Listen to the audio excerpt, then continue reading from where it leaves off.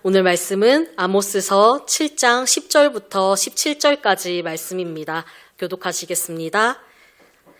때에 베델의 제사장 아마샤가 이스라엘의 왕 여로보암에게 보내어 이르되 이스라엘 족속 중에 아모스가 왕을 모반하나니 그 모든 말을 이 땅이 견딜 수가 없나이다.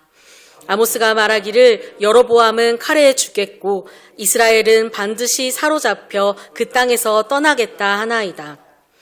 아마샤가 또 아모스에게 이르되 선견자야 너는 유다 땅으로 도망하여 가서 거기에서나 떡을 먹으며 거기에서나 예언하고 다시는 베델에서 예언하지 말라. 이는 왕의 성소요 나라의 궁궐임이니라. 아모스가 아마샤에게 대답하여 이르되 나는 선지자가 아니며 선지자의 아들도 아니라 나는 목자요 뽕나무를 재배하는 자로서 양떼를 따를 때 여호와께서 나를 데려다가 여호와께서 내게 이르시기를 가서 내 백성 이스라엘에게 예언하라 하셨나니 이제 너는 여호와의 말씀을 들을지니라. 내가 이르기를 이스라엘에 대하여 예언하지 말며 이삭의 집을 향하여 경고하지 말라 하므로 여호와께서 이와 같이 말씀하시기를 내 아내는 성읍 가운데서 창녀가 될 것이요 내 자녀들은 칼에 엎드러지며 내 땅은 측량하여 나누어질 것이며 너는 더러운 땅에서 죽을 것이요 이스라엘은 반드시 사로잡혀 그의 땅에서 떠나리라 하셨느니라. 아멘. 오늘은 아모스로 사는 것이라는 말씀으로 아모스 말씀 전하려고 합니다. 잠깐 기도하시겠습니다. 사랑이 많으신 주님, 연약한 자가 열심히 주의 말씀 준비하였습니다. 저의 연약함이 드러나지 않게 하시고 하나님께서 이곳에 주관하여 주셔서 정말 하나님의 뜻을 전할 수 있는 시간 될 수 있도록 주관하소서. 예수 그리스도의 이름으로 기도드렸습니다. 아멘. 아모스는 최근까지 우리가 계속 묵상했던 호세아 말씀처럼 북이스라엘에 하나님의 말씀을 전했던 선지자입니다. 하지만 북이스라엘 출신이었던 호세아와는 다르게 아모스는 원래 남유다의 작은 시골 마을인 드고아 출신이었고 직업도 원래 선지생도로 훈련받은 선지자가 아니라 양을 치던 목자였습니다. 하나님께서는 아모스를 불러 북이스라엘에 대한 말씀을 주시고 그 말씀을 북이스라엘에 가서 전하라고 명령하십니다.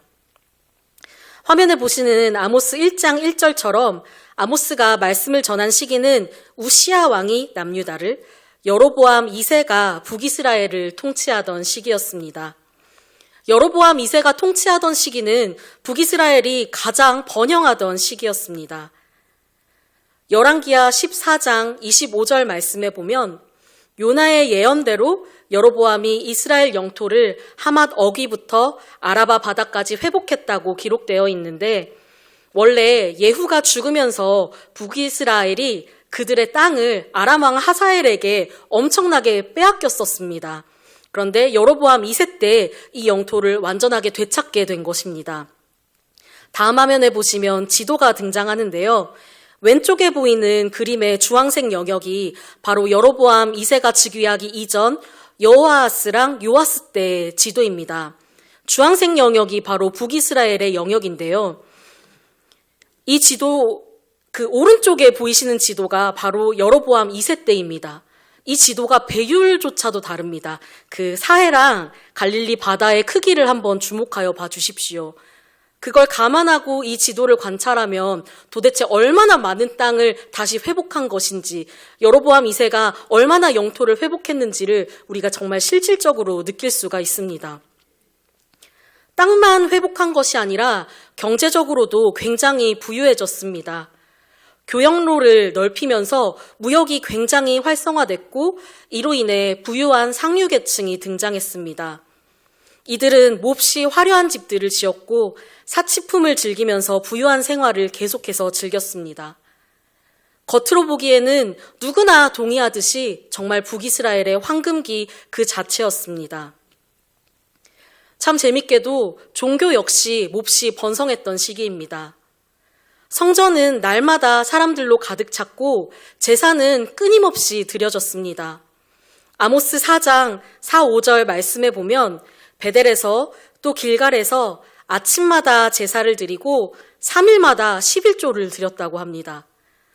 이들이 돈이 너무 많아서 주체를 못했던 것 같습니다. 하지만 이는 하나님께서는 전혀 받으시지 않는 그들 스스로의 기쁨을 위한 외식행위였습니다.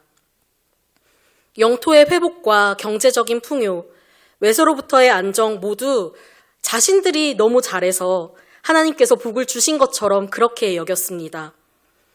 상류층은 그들 자신에게 취해서 제사라는 이름으로 많은 것들을 했고 지극히 하나님을 열심히 섬기는 것처럼 겉으로는 그렇게 보였겠지만 그들의 삶의 실상은 힘없는 자들을 밟고 또 가난한 자들로부터 돈을 착취하는 불의로 가득했습니다. 지금 화면에서 보시는 아모스 5장 말씀처럼 말입니다. 그래서 하나님께서는 아모스를 통해 이들의 불의를 지적하시면서 심판의 메시지를 선포하게 하십니다. 하지만 북이스라엘에 사는 백성들에게 이 아모스를 통한 진짜 하나님의 말씀이 귀에 들어올 리가 없습니다. 그들 자신의 죄를 돌아보기에는 북이스라엘이 너무 형통했기 때문입니다. 너무 막히는 것 없이 여러모로 잘 나가고 있었기 때문입니다. 어쨌든 아모스는 이런 상황 속에서 하나님께 순종하여 자신의 나라가 아닌 북이스라엘에 가서 죄악과 그들의 죄악을 돌아보게 하고 하나님의 심판의 말씀을 외칩니다. 그리고 오늘 본문이 속한 7장부터는 하나님께서 아모스에게 보여주신 5가지 환상이 등장합니다. 오늘 본문은 그 중에서도 3번째 환상과 4번째 환상 사이에 등장합니다. 바로 아모스와 베델의 제사장 아마샤와의 이야기입니다. 7장 10절의 말씀 함께 읽어보시겠습니다. 시작! 때에 베델의 제사장 아마샤가 이스라엘의 왕 여로보암에게 보내어 이르되 이스라엘 족속 중에 아모스가 왕을 모반하나니 그 모든 말을 이 땅이 견딜 수 없나이다. 아멘. 오늘 본문 속 주인공인 베델의 제사장 아마샤가 등장합니다. 그를 수식하고 있던 표현 그대로 아마샤는 제사장이었고 특히 그는 북이스라엘에서 중요한 종교 중심지였던 베델의 제사장이었습니다. 좀 이따 우리가 보게 될 13절에서는 아마샤가 베델에 대해서 왕의 성소요, 나라의 궁궐이라고 표현하고 있는데 이처럼 당시 베델은 왕과 고위 권력층들이 제사를 드리러 방문하는 특별한 곳이었습니다. 아마사는 그곳을 자주 방문하는 왕이나 고위 귀족층들과의 관계를 통해 권력을 누리면서 그렇게 종교 지도자로서 지냈을 것입니다. 그런 아마샤에게 있어 베델의 제사를 비판하고 이스라엘의 멸망을 선포하는 아모스는 당연히 눈엣 가시인 그런 존재일 수밖에 없었습니다. 그래서 아마샤는 아모스를 제거하기로 합니다. 아모스를 없애버리기 위한 아마샤의 첫 번째 계략은 바로 아모스를 선지자에서 반역자로 끌어내리는 것이었습니다. 11절 말씀 함께 읽어보시겠습니다. 시작! 아모스가 말하기를 여로보암은 칼에 죽겠고 이스라엘은 반드시 사로잡혀 그 땅에서 떠나겠다 하나이다. 아멘. 아마샤는 아모스의 말을 아주 교묘하게 바꿉니다. 밑에 써있는 아모스 7장 9절의 말씀을 보면 아모스가 전했던 메시지는 여로보암 개인에 대한 것이 아니라 여로보암의 집, 즉 북이스라엘 전체를 향한 하나님의 심판 메시지입니다. 하지만 이스라엘 전체의 심판 메시지에 거짓된 내용인 여로보암 개인의 죽음에 대한 내용을 추가시키면서 왕의 심기를 건드리도록 꾸밉니다. 하나님과 백성들 사이에서 백성들을 대신해서 하나님께 나아가야 하는 제사장이 그 누구보다도 가장 거룩하게 하나님 앞에 나아가야 할 그런 제사장이 진정한 하나님의 메시지는 듣지 못하고 자신의 욕심에 눈이 멀어 참 하나님의 메시지를 반역자의 소리로 격화시킵니다. 너무나도 안타까운 일입니다. 그리고 두 번째 계략을 시행합니다. 12절과 13절 말씀 함께 읽어보시겠습니다. 시작! 아마샤가 또 아모스에게 이르되 선견자야 너는 유다 땅으로 도망하여 가서 거기에서나 떡을 먹으며 거기에서나 예언하고 다시는 베델에서 예언하지 말라. 이는 왕의 성소요 나라의 궁궐임이니라. 아마샤는 아모스를 돈을 위해서, 먹고 살기 위해서 예언하는 그런 사람으로 만들어버렸습니다. 아모스가 정말 하나님으로부터 받은 말씀을 전하는 것이 아닌 돈을 벌기 위해 하나님의 이름을 팔아서 살아가는 장사치로 그렇게 아모스를 둔갑시켜 버립니다. 슬프게도 당시에는 실제로 먹고 살기 위해서 선지자 혹은 예언자의 이름으로 살아가는 사람들이 많았습니다. 그랬기 때문에 아마샤는 아모스를 이런 자들 중 하나로 취급한 것이죠. 그러면서 네가 진짜로 먹고 살려고 하면 이 나라에서 그러지 말고 너희 나라인 유다로 돌아가라, 꺼져버려라 라고 말하는 것입니다. 그리고 이어서 말합니다. 네가 지금 언급하고 있는 이 베델이라는 곳, 심판을 언급하고 있는 이 베델이라는 곳은 말이야, 이 태평성대를 이루어낸 여로보암 왕이 방문하는, 그가 제사를 드리는 거룩한 곳이고 위대한 나라 이스라엘의 성전이야 라고 말하고 있는 것입니다. 그런데 이 말씀을 곰곰이 생각하면서 읽어보면 이상한 점이 있습니다. 제사장인 아마샤가 하는 말인데 베델을 설명할 때 하나님에 대한 언급이 전혀 없습니다. 진정으로 그곳이 하나님을 향해 제사가 드려지는 그런 장소였다면 그 누구보다 베델은 하나님께서 머무시는 거룩한 곳이어야 했지만 제사장조차도 그곳이 실제로는 하나님을 위한 장소가 아니었다는 것을 말하고 있는 것입니다. 아모스를 돈을 위해서 거짓 예언하는 자로 만들었지만 정작 자신이야말로 자신의 지위와 권력을 위해서 하나님의 이름을 파는 짓을 하고 심지어 왕을 위해 일하는 자임을 고백하고 있는 아이러니가 펼쳐지고 있습니다. 이렇게 배부르고 번영하는 시대 속에서 이미 하나님의 축복을 최고로 누리고 있다고 자부하고 있는 이런 상황 속에서 베델의 제사장마저도 아모스를 반역자고 거짓 예언자로 몰아간다면 그럼 백성들의 입장에서는 과연 누구의 말을 신뢰했을까요? 그래서 아모스는 북이스라엘에서 길게 사역할 수가 없었습니다. 학자들에 따라 의견은 다르지만 아마 2년 내외로 짧게 사역했을 거라고 보고 있는데 이런 상황 속에서 더군다나 타국에서 더 이상 선지자로서 계속 활동하는 것은 어려웠을 것입니다. 그리고 14절부터 이제 아모스의 이야기가 나옵니다. 14절, 15절 말씀 함께 읽어보시겠습니다. 시작! 대답하여 이르되 나는 선지자가 아니며 선지자의 아들도 아니라 나는 목자요 뽕나무를 재배하는 자로서 양떼를 따를 때 여호와께서 나를 데려다가 여호와께서 내게 이르시기를 가서 내 백성 이스라엘에게 예언하라 하셨나니. 자신을 반역자요 벌이를 위해 하나님의 이름을 파는 자로 만든 그 아마샤 앞에서 아모스는 그저 담담하게 자신의 부르심을 고백합니다. 자신은 그저 목자요 선지자도 아니고 선지자의 아들조차도 아니지만 내가 이곳에 와서 이스라엘의 심판에 대해서 이야기를 하는 것은 하나님께서 부르셨기 때문이다. 나는 다른 어떤 것이 아니라 오직 여호와의 뜻을 따라 이곳에서 하나님의 말씀을 전한다 라고 말입니다. 이 고백이 아마샤의 고백이었더라면 얼마나 좋았을까요? 하나님을 올바로 섬겨야 할 제사장이 권력이나 자신의 명예나 부를 위해서가 아니라 그저 하나님께서 부르셨기 때문에 그 자리를 감당하고 있는 자들이었다면 얼마나 좋았을까요? 오늘 이 본문 속에 있는 아마샤와 아모스의 모습을 보며 한국교회의 여러 사람들이 떠올랐습니다.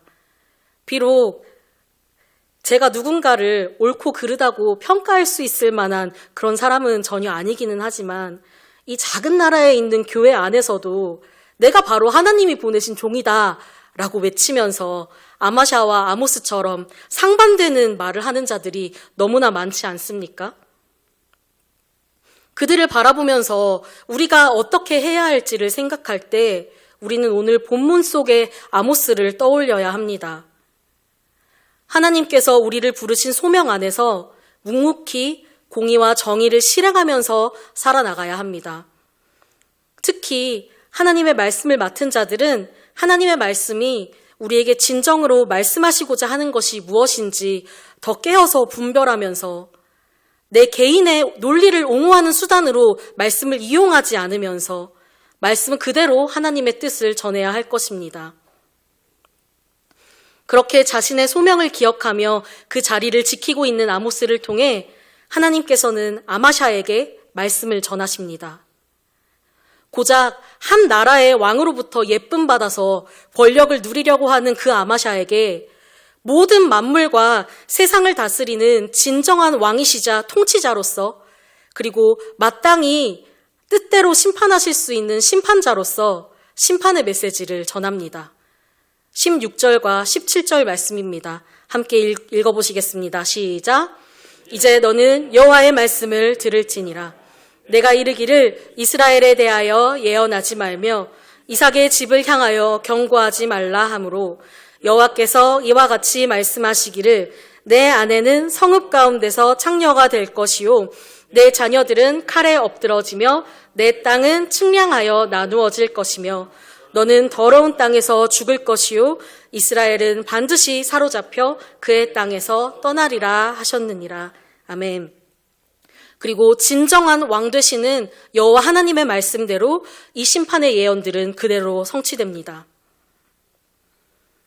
그런데 오늘 초반에 잠깐 언급했었던 것처럼 오늘 아마샤와 아모스의 이 본문 말씀은 아모스가 봤었던 5개의 환상 중에 3번째와 4번째 환상 가운데 껴 있습니다. 각각 환상의 구체적인 내용들까지는 지금 다루지는 않겠지만 첫 번째 환상부터 5번째 환상에 이르기까지 심판은 계속해서 점점 강화되어 갑니다.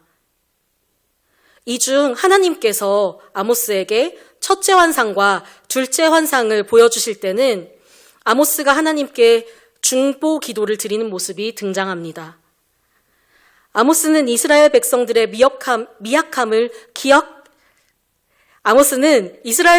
미약함을 하나님께서 기억하시기를 구하면서 그들의 죄를 사해달라고 그리고 재앙을 그쳐달라고 요청합니다. 그리고 이 두 환상에 해당되는 이 심판의 내용은 하나님께서 아모스의 기도에 응답하사 재앙을 거두십니다. 그 후 등장하는 3번째 환상에서는 하나님께서 아모스에게 손에 다림줄을 들고 계시는 환상을 보여주십니다. 다림줄은 건축할 때 건물의 수직 상태를 알아보는 도구입니다. 그런데 이번에는 조금 앞에 두 환상과 분위기가 다릅니다. 하나님께서는 아모스에게 이것이 무엇이냐 물으시고 측량줄입니다. 다림줄입니다. 라는 대답을 들은 후에 바로 이스라엘 백성을 다시는 용서하지 않을 거라고 말씀하십니다. 아모스가 더 이상 중보를 드릴 수 있는, 기도를 드릴 수 있는 그런 틈이 주어지지 않습니다. 이스라엘 백성에 대한 하나님의 심판이 확정된 것입니다. 그리고 나서 오늘 본문 다음, 그리고 4번째 환상을 통해 심판이 임박하였음이 드러납니다. 아마샤와 아모스의 이야기를 통해 하나님께서는 아마샤라는 사람으로 대표되는 그 당시 종교 지도자들과 권력자들의 모습이 어떠했는지를 보여주십니다. 더 이상 북이스라엘에 공의와 정의가 존재하지 않음과 하나님의 말씀을 들려주려고 해도 들을 귀가 없는 모습을 이 이야기를 통해 드러내십니다. 그리고 이 이야기는 3번째 환상에서 더 이상 이스라엘 백성을 용서할 수 없다고 말씀하시는 하나님의 그 모습이 합당하다는 것을 보여주는 이야기입니다. 하나님께서 심판을 더 이상 거두지 않으시는 이유가 바로 아마샤와 아모스의 이야기 속에 담겨 있는 것입니다. 아모스의 말씀을 읽어내려가면서 너무 두렵게도 우리나라에 대한 생각이 정말 많이 났습니다. 아모스의 때와 같이 지금의 대한민국도 공의와 정의가 심각하게 무너졌습니다. 법이 가진 자들을 더 옹호한다는 사실을 알기 때문에 암울한 현실을 이겨내기 위해서 드라마 속에는 온통 법을 넘어서서 통쾌하게 복수하는 내용들이 가득하고, 가난한 자들은 점점 더 가난해지고 가진 자들은 더 이상 일을 하지 않아도 자동으로 계속 부유해지고 있습니다. 아모스가 심판을 선포했던 그 북이스라엘의 때와 크게 다르지 않은 것처럼 느껴집니다. 그렇다면 지금 이 나라는 어떤 시기에 머무르고 있는 것일까요? 첫 번째 환상과 두 번째 환상에서 아모스의 기도를 들으셔서 재앙을 돌이키신 것처럼 아직도 우리에게 하나님의 마음을 돌이킬 수 있는 기회가 남아있는 것일까요? 분명한 것은 우리 모두는 하나님께 부르심을 받아서 이곳에 있습니다. 모두 아모스처럼 이 땅에서 하나님께서 이끄시는 대로 살아가기 위해서 부르심을 받은 자들입니다. 설마 나는 평신도기 때문에 해당 사항이 없다고 생각하시는 분들은 안 계시죠? 교회를 다니고 예수를 믿어도 적당히는 악한 것들과 타협할 줄 아는 융통성을 가져야 지혜롭게 살아가는 거다라고 말하는 이 세상에서 내 일이 아니면 불의를 모른 척하고 넘어가야 나를 보호할 수 있는 지혜로운 거라고 말하는 우리의 삶 속에서 우리 우면동교회 성도님들만큼은, 그리고 저는 이 아모스의 말씀을 기억하면서 하나님의 부르심에 합당하게 살아갈 수 있기를 소망합니다. 그저 묵묵히 허락하신 자리 가운데서 정의를 행하고 공의를 행하면서 그렇게 살아가는 여러분들을 통해 하나님께서는 정말 하나님께서 원하시는 뜻이 무엇인지를 이 땅에 알려주실 것입니다.